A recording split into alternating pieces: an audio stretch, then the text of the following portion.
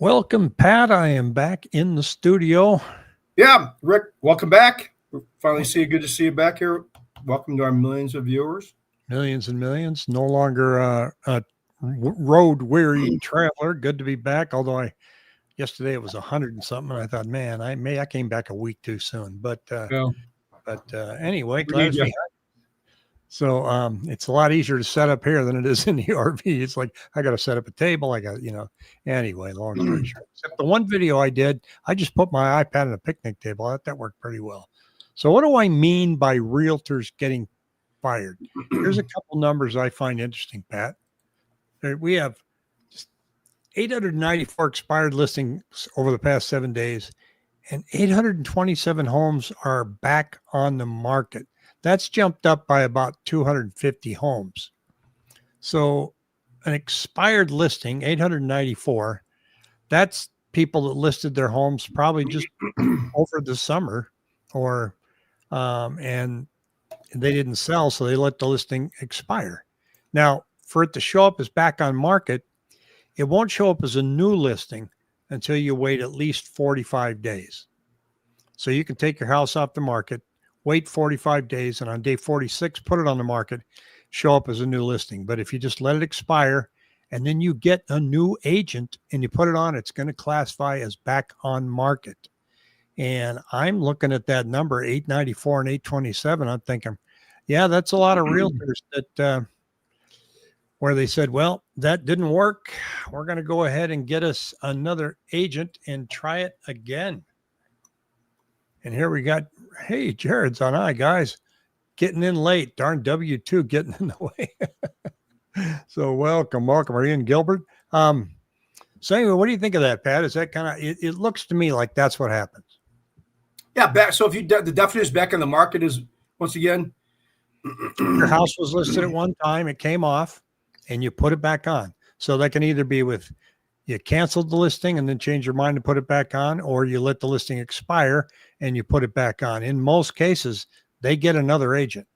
So and back in this market where sellers are, I don't want to say sellers are disconnected because that's kind of an insult, but there's a pretty large percentage where we're running into sellers that have more of a perceived market value for their price than reality, and not willing to come down much, if at all, in some cases. And some, as we've seen, have come down a lot and didn't get anything, didn't get any results. So it's tough out there for sellers. But I think what we're seeing is this is the first time I've seen the back on market jump after the number of expireds we've had, which tells me they're going, okay, I'm going to give it one more shot in fall. It didn't sell this summer, but I'm going to roll them back on and see what I can do. Sounds about right. I mean, obviously, it's good. Sounds like a very well-trained theory.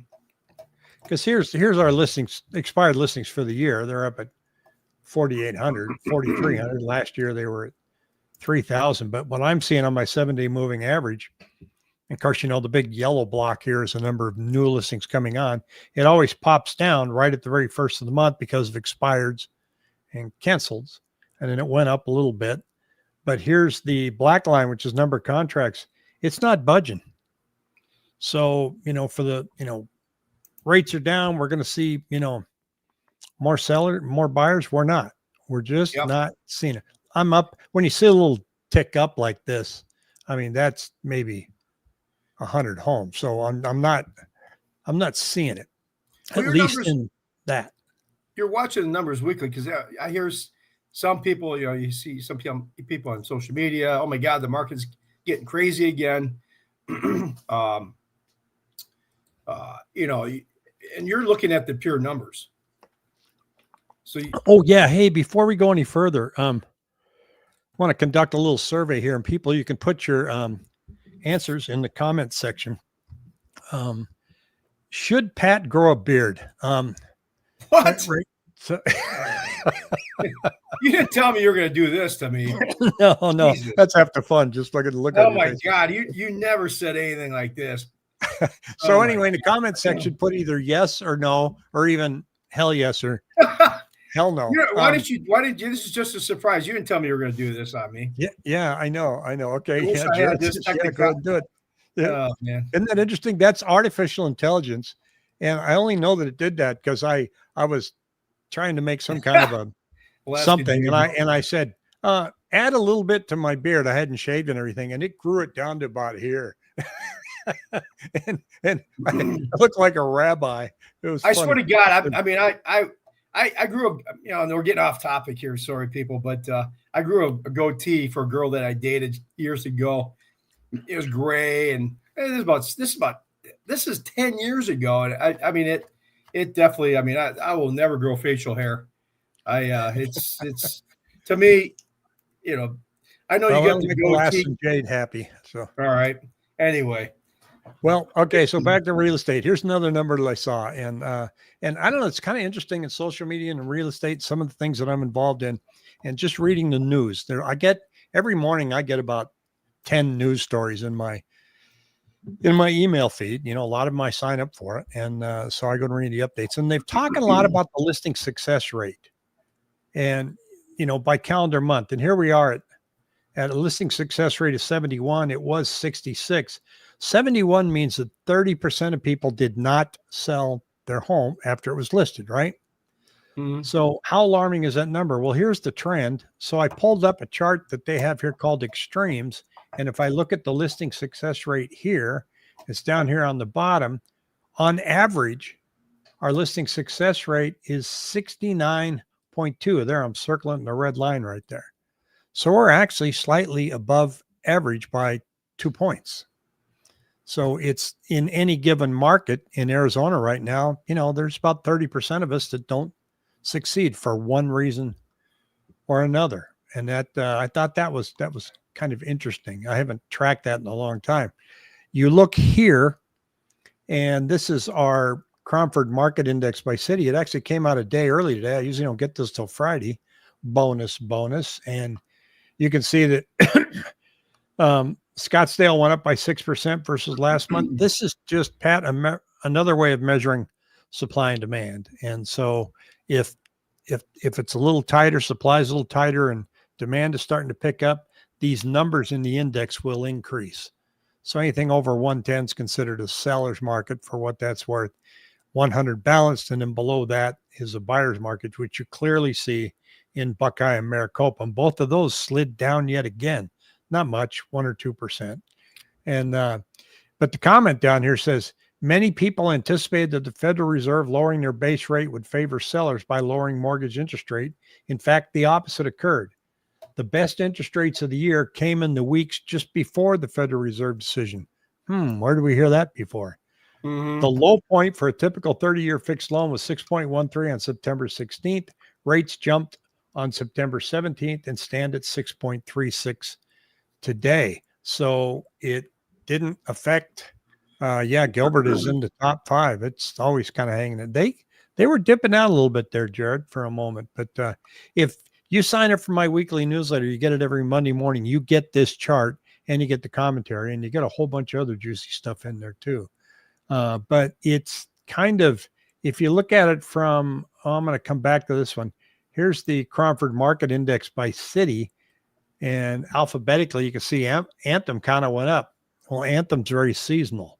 Okay. If we go to Gilbert here, Jared, here's where they at. They've been going up, which means their inventory was getting tighter. But I think we're going to see the inventory story change as we start getting into October and November. You look at Glendale, they're flat. Most everybody's flat. Litchfield Park, up slightly. I mentioned Buckeye, and see what happens here. They haven't moved all year. They've been a bottom feeder for much of the year, as has been Maricopa, just kind of staying flat. The ones that do vacillate higher and lower are places like Fountain Hills and Paradise Valley. I'll show you that one here as well. And you can see that one, I like the kid, looks a little bit like my EKG. But here's the one thing that never changes, Pat, and I keep talking to you all the time about this. This is pending listings. Pending listings that, went under contract, they're pending. And I just can't wrap my head around how it's the same week. This isn't a grocery store or a restaurant where you can count on a certain number of foot traffic. It's real estate. How does it do this? I mean, Yeah, I mean, it's the last 2 years then, basically. yeah, that's the last 2 years I put in there. We're just matching last year, week after week. So pending listings, I mean, that's just listings put out there, right? Pending. I mean, what they're out there. Well, they're not. I mean, they're under contract. Yeah, yeah. They got an active contract, and so you've got a couple choices when you get a contract. You can say under contract, but accepting backups, or pending. Pending means you're not interested in looking at any backups. You're trying to stop the traffic coming to your house. So just make it pending. I don't want my, I just want to show the home anymore. So, but that it's just week after week, it hasn't changed. And it's kind of like interest rates lately, right? I mean, they haven't done much of a budge. Here's something that I found. What's that? Well, let's talk about rates here for just a moment too, because this week, I mean, I don't know. I was looking at this thinking, man, if there was ever a week where we'd see some big swings in the bond market, this would be it. I mean, we've got a government shutdown, and they're waving that off. We had jobs numbers. They're waving that off. It's like, I mean, the bond market's like, yeah, well, whatever. Yeah, I mean, that's the thing. Last several years ago, we saw such wild. It's amazing how the bond market's kind of tamed down from the news that was coming out a couple of years ago. I mean, we would see, 50, 60 basis point swings in the bond market. Remember a couple of years ago? Yeah. Where they were just, now it just seems as though market's kind of like, okay, the shutdown actually is going to save people money. But everything's been pretty much on hold. We got the job market, the BLS numbers, obviously not coming out tomorrow. We've got, did I share my screen? I thought I shared my screen. No, sir. Oh, I didn't. Okay. Jared has a question here. Do you think we'll see another dip below 4 in the next week or two? He was negative 32K. But that didn't even budge today. I don't know.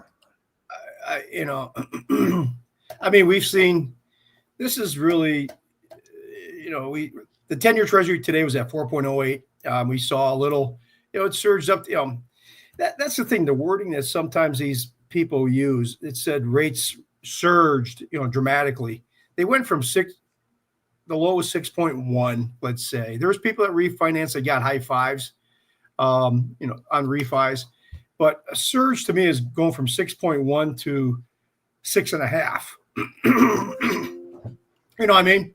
I mean, it's yeah. I saw some titles on a report the other day that was saying that it used the word spike, and it was some kind of statistic that was below 1%. Like it went from 0.4 to 0.41, and it's like, yeah. I mean, basically, this is the 5% coupon.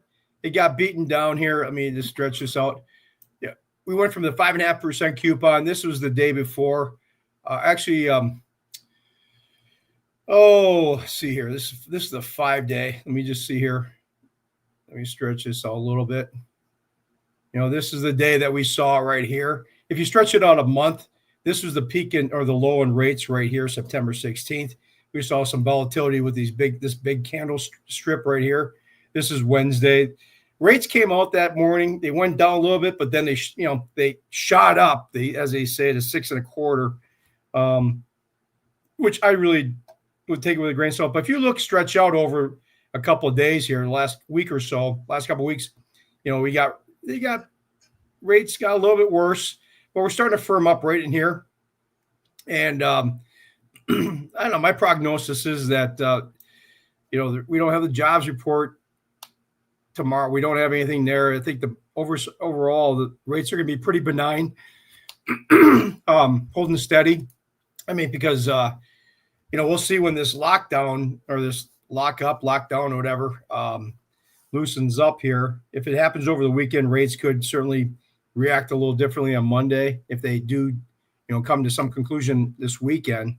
But the next Federal Reserve Fed meeting we got is the 28th and 29th, and just rates have been floating in this range again. And, the government shutdown hasn't really affected too much on our end. There's some USDA stuff, the flood certifications. Other than that, tax transcripts, but pretty much is still in line there. So, but they're saying 100% cut. There's obviously a prediction of 100% cut in October. And if things slow down even further, you'll certainly see that. So there might not even, the thing of it is on October 15th, if this stretches out till October 15th or so, we won't have the inflation numbers coming out as well. So there's going to be maybe some pent up demand with the news being pent up. You never know how that's going to roil the markets. But well, it's just another reason for people to sit on their hands. I mean, not that I'm trying to encourage anybody to, I don't want to be accused of saying, get out there, hurry up and buy. But there's just seems like every couple of months we got a reason to wait. Yep. Oh yeah. I'm waiting for the election. I'm waiting for tariffs for that to go on. I'm waiting for the Central Reserve. Now I'm going to wait, see what happens during the shutdown. I like to just say, just ignore all that stuff and just look and see what's going on in the market. It's the numbers telling you what's going on. I mean, because you look back, heck, the last year and a half, if you looked at every headline and try to make a decision on it, I bet you can't even remember what happened a year ago, as far as what was going on with the market. But you look here's what I'm looking at. Pull back my chart here. I mean, this is basically since January, rates. If you just look at take a line and hit the top, we're trending downward in rates. And I think with the news, coming out the next couple months, once again, you talked about the fact that market rates, the Treasury bond reacted a couple weeks before the Federal Reserve cut. So if we have another cut here coming up the end of this month, I just think that you're going to see a 10-year that's in the threes again. Well, I'm looking at, this, I'm going to pull you off here and put this up. I'm looking at our active listings. Okay. Right now they're going up there, but it's seasonal. See every line here? They've all gone up. Okay. As you exit summer, we get more listings, This Friday, January, like Clayton's comment here, I'm waiting till 2026.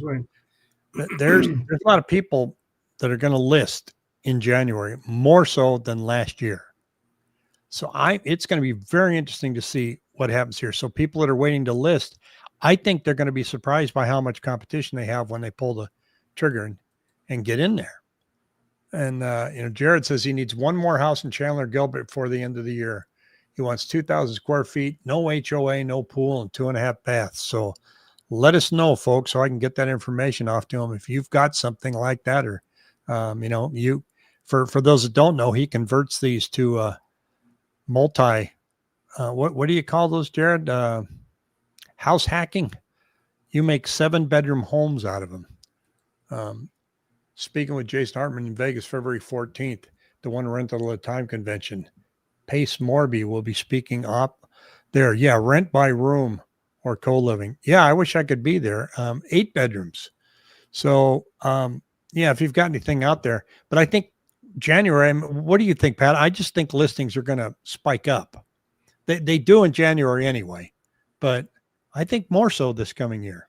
Well, I think if you got the Fed, certainly if the Fed or they do something, rates do kind of slowly staircase climb. I mean, they came in, like you said, refinances have picked up.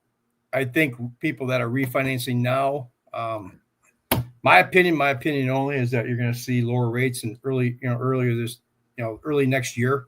People that are maybe pulling the trigger, I just think refinances are pulling a trigger a little bit too soon. So if people have any questions, they feel free to reach out to me. But I think rates we have staircase climbed nicely down from 7 back in May. Now we're sitting 6.25 with not a lot of hoopla. I mean, really.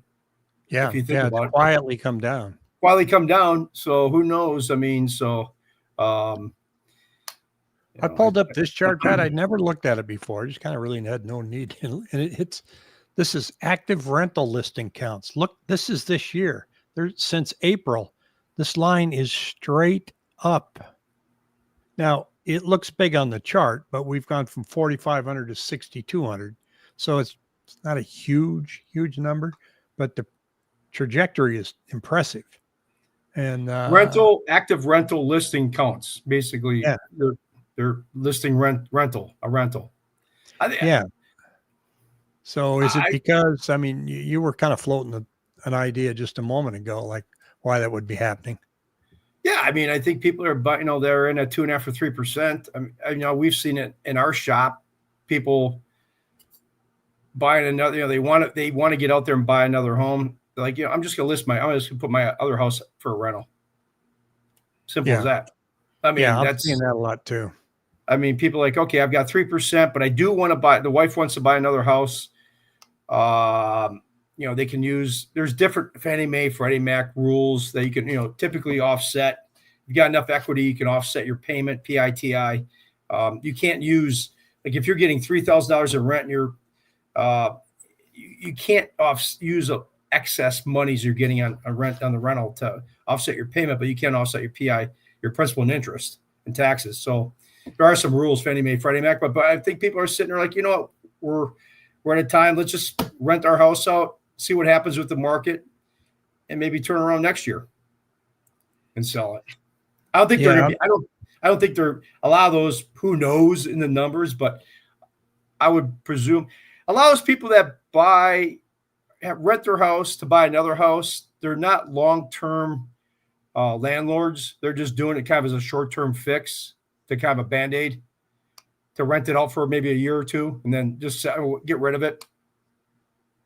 So, well, Jessica's saying she's running into that a lot as well. I was talking to her this morning, and she's saying she's talking to a lot of people who are saying, well, the way they're at now, they're waiting till next year, whether they're a buyer or a seller. She said waiting till next year seems to be the most common thing that she's hearing. And I said, well, what if everybody does that? Tara's here. Our single family rental homes going down? Unfortunately, not yet. I'm not seeing if I can find something on here when it comes to rentals. Average rental rate per square foot. This is what we have here. It's not very noticeable, Teresa. It's we hit this peak here of says $1.42 down to $1.35. However, keep in mind this is the multiple listing service. Most of your rentals don't use the multiple listing service. They're private people. They put them on Zillow, or they're corporate landlords. What we are seeing in the big buildings is 1 month free, 2 months free, 3 months free. No deposit. I mean, there's all kinds of bargains showing up. That shows up before the prices come down. If you're buying, let's say you're going to rent a condo from an individual owner that is going to use it as a rental, you can swing a deal with them. They're willing to talk to you right now because they're kind of getting hit really hard in the condo market. So versus if you're looking at a big corporate complex, their deal is their deal. They're going to say 2 months off, here's the rent, and here's our special. If you're looking at an individual, you can say, hey, down the street, they're offering 2 months free, this, and this. What can you offer me? Twist it, negotiate it, just like you would a home sale. Don't just look at these individual rentals and just take it verbatim, especially if you've got good rental history. You got to go, hey, look, I've rented for 2 years. I've never missed a payment. I got strong referrals. I don't have any pets. I mean, I'd really like your place, but I'm shopping. Tell me what you can do for me. I think you'd be very pleased at the results. Yeah, you're right. Especially on a private party. Yeah. And they're not as sticky. A lot of their things that they do. There's hey, thanks, Jared. Chatting a bunch on your live for the algorithms. There's a service or tracker that shows neighborhoods aren't full of rentals, Airbnbs, etc., places where people actually are vested in the neighborhood. Is there some service? Well, as far as Airbnbs, it's a paid service. I can't remember the name of it. It's called VRBO something. If I think of it, I'll add it in the chat later. But Airbnb or no? Or No, not No, it's a service that tracks. If you're Air an DNA. Air DNA, that's what it is. Yes, yes, All right, and Air Pat, DNA man with all the answers. approaches it as if let's say, Pat, you owned an Airbnb. That's what you would want to use. Yeah, What we is use that for for financing purposes. Obviously, people yeah. looking to buy short-term rentals, you go off Air DNA. I think, gosh, the small town that I was in, I mean, they're just having a fit up there about Airbnbs, and yet they don't have the lodging. So they're complaining that they think that, I think when you get far removed like that place is way out on the West Coast, they think their problems are totally just related to them. In other words, house prices went up. It's California's fault. They went up in Nebraska too. We had too much money chasing too few goods.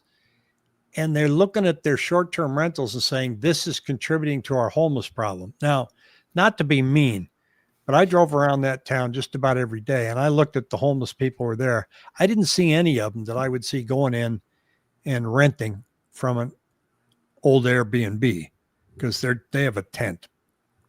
And a lot of them were on meth and or fentanyl. The town has just been destroyed with drugs and homelessness. But so therefore they're attacking the Airbnb industry as if that's going to solve anything. And yet there's a lodging shortage in that town. Nobody's coming. They're staying at the Super 8. They're staying at the Wyndham, but they're at capacity every summer. And you're sitting there looking, going, gosh, these guys are charging $300 a rent a night for this place. I can get an Airbnb for 200 and have my own place. So they're attacking something that's bringing them a large tax base for the wrong reasons. And I got a lot of real estate friends up there, and they're just shaking their heads. And I think Sedona is kind of going through the same problem. Sedona, though, is starting to correct just because of the laws of supply and demand. I mean, they're saturated now, oversaturated with Airbnbs, short-term rentals. So Yeah, that's a town of, I think there's only 9,000 homes in the town. I don't know how many homes exactly. They have over 1,500 Airbnbs. I mean, there's a ton of them. I'm looking at the 7-day moving average, and I was expecting to see expireds pop up today, and they'll go up a little bit tomorrow, but they're about 100 to 200 lower than what we experienced last month. And again, I think that's just seasonal. The big number that we're going to look at is January 1st and 2nd. That's the one and then how many of those end up back on market? I think the first week of January, the back on market numbers are going to be incredible. Yeah. And so, I'm kind of throwing that out there for two reasons. One, if you're a seller and you're waiting and you want to sell, but you want to wait till January, I think I'd give it a shot in October. I really would. Even if and price it correctly. And I think you'll be surprised, because I think if you wait till the first week of January, you're just going to have a lot of company. Yeah, I agree. Here it says, what I mean is, back in the day, way back, I suppose, neighborhoods often full of people that stayed for decades. Everybody knew their neighbors, looking for something like that. Yeah. I wish there was a way that I could look at a neighborhood and say, how long has somebody lived here? We're not staying in a home as long as we used to. I mean, the home I grew up in it. I think I was there 3rd grade till high school. You don't see that much anymore. No, you don't. In my neighborhood, you see, I got a neighborhood that's pretty unique. It's got no HOA in Chandler here. And there's a lot of people that have been here 20 plus years. It's crazy, but it's no HOA. It's a, older neighborhood. So it's pretty unique, actually. It's a great neighborhood. So, but anyway. Well, it's going to be interesting, Pat. We probably won't do a show next week unless something happens with the government shutdown, because, we're just not going to see any data. We're not going to see much movement. I think we're going to see some straight lines that are going to be even straighter. So I think that's, going to be interesting. There's no, and we may see some surprises. We may come back and go, wow, when the government shut down, maybe people decided it was time to go shopping. But I did read, and you could tell me if this is true, that one of the problems that they're going to have is getting flood insurance certification, like places like New Mexico. You mentioned that. I mean, basically, that's I mentioned at the beginning of the show. I said there are a couple of things that's going to affect is flood certifications. USDA's got, you got to get certified funds from USDA. So certain things like that could certainly put a kink in things. But I think rates have come down. I mean, VA rates. I mean, people got any refinance questions? Love to help anybody. But you got VA streamlines in mid fives right now. So, and I think with the rates holding, rates have been holding steady ever since we saw that little, jostling around that one Wednesday. But I think the longer the shutdown happens, I mean, certainly it's going to have, it could slow down the economy, which might be good for rates. So, who knows? I mean, probably, they open back up and, maybe there might be a few little reactions here and there based on some data that, a short-term reaction. But overall, I think rates are, if you look at it, we're not in a bad spot. Low sixes. We're certainly, for people looking to buy or looking to do something. I mean, I said you got VA rates, VA streamline in the mid fives. So we're getting there, and we got there slowly. So we'll see what happens. But I think we're trending down the right way. It's just going to take a matter of time before maybe we get. I would like to see if rates could get down into the mid to high fives, can just stay there. That'd be pretty interesting sweet spot. Yeah, and if you want to report for your zip code, I got that QR code up here again. Yeah, it's right behind my finger, and that it's more than just it gives you everything. It gives you your day's supply, it gives you your average price, gives you some projections, rentals, foreclosures. And so just click on that or in the link in the chat or the link down below, and I will get that out to you. I did come out with a video. I just sat in front of my iPad when I was in Utah, and I talked about don't get caught up in the FOMO, because I was seeing when central bank lowered rates, I was seeing some social media stuff by people in our industry going, okay, here it comes. If you wait, there's going to be so many more people out there when rates really come down that, you're going to have missed the opportunity. I'm like, things don't move that fast. And I really like where the market is right now. Slow, steady, time to think. There's an occasional house that surprises you. Go home and think about this a couple of days. Know what you're doing. Listen. Well, like we talked about, if you see something, if you're looking for something very specific, if you got 5 or 6 different very specific things you're looking for in a house, and that house comes on the market, once again, that's not a time where you sit. You better put an offer in, because, like you said, if it's a unique house that you really has everything you're looking for, there are people that are getting houses scooped up and getting offers in before. It's like, shoot, I missed out on that one. So it does happen. Yeah. There's been a few that have popped out there and kind of taken us by surprise. But overall, I mean, it's Jessica's doing a cool thing. She's pulling up this list of homes, and then she goes in once a week to see how many of those are left. And she said this past week there were a whole bunch of red lines there, which meant they sold. And it's not showing up in my numbers, but in this particular area that she was looking for a client, she had to say they're starting to move a little bit. So, pay attention. If I send you something, I think it's good, and I'll tell you why I think it's good. Let's take a serious look at it, because it's, she said, I'm getting kind of surprised from time to time. Well, people are feeling better about rates, though. That's really, I mean, it's pulled those people out from the market. I mean, people that were at 7.25, like I don't feel like good buying right now, but low sixes. And if you get a seller once again, if you get a 1-1 buy down at low sixes, you got low 5% range for 2 years. A 1-1 buy down or 2-1 buy down. Buy downs are still, I think, not a bad option, especially now, because I think certainly next year, who knows, Fannie Mae and Freddie Mac, what their projections are. They're saying, the 5. I think the Fannie Mae was 6% projection for 2026.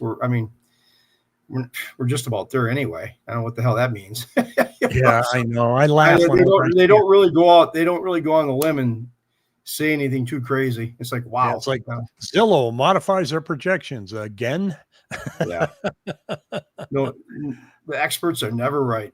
Yeah. Well, Pat, thanks for joining me. And for our millions and millions of viewers out there, appreciate you chiming in here. And don't forget, yes or no on Pat with the beard thing there. We gotta, I just only did this so that people could irritate Pat. And so I got I was golfing. I was just on a side note. I was golfing with this guy last week because I was up there for a couple of days for my cousin's wedding. The guy was a friend of mine had a friend of his join us, and about the seventh hole, he turns around at me. He said, "Man," he goes, you look like somebody famous. I can't put my finger on it. He goes, I said, quite frankly, about once every 3 to 4 or 5 weeks in a grocery store, I get the Gordon Ramsay or Barry Switzer.